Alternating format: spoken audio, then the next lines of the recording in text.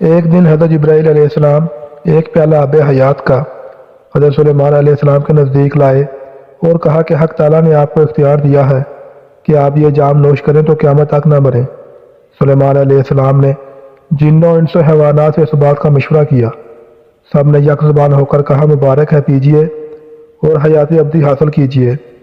تب سلیمان علیہ السلام کو اندیشہ کیا کہ کوئی اس مشاورے سے خالی تو نہ ہی رہا، ایک خار پشت باقی رہ گیا تھا۔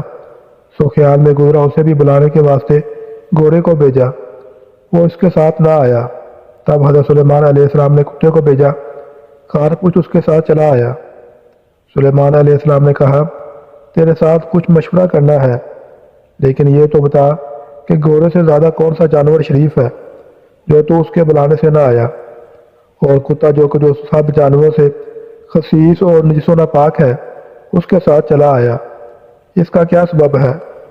بولا گورا اگرچہ شریف ہے لیکن بے وفا ہے، یہ چاہتا ہے کسی طرح سوار کو گرا دے، دوسرا یہ کہ دشمن کو بھی اپنے اوپر سوار کر لیتا ہے، اور کتا ہر چند کے خسیس و نجس ہے لیکن وفادار ہے، ایک لقمہ کسی کا کھاوے تو ساری عمر اس کا احسان نہ بھولے۔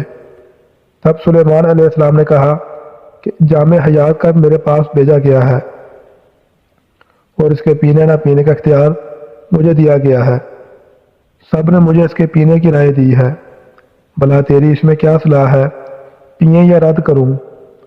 پوچھا یہ آب حیات فقط آپ ہی کے لیے ہے یا سب عیال و اطفال و عزیز بھی سے پئیں گے؟ فرمایا مجھے اکیلے کو اس کے پینے کا حکم ہے۔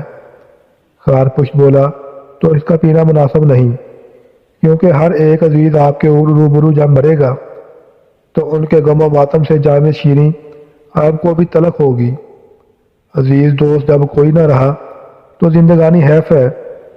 یہ بات سلیمان علیہ السلام کو پسند آئی اور وہ آب حیات واپس کر دیا۔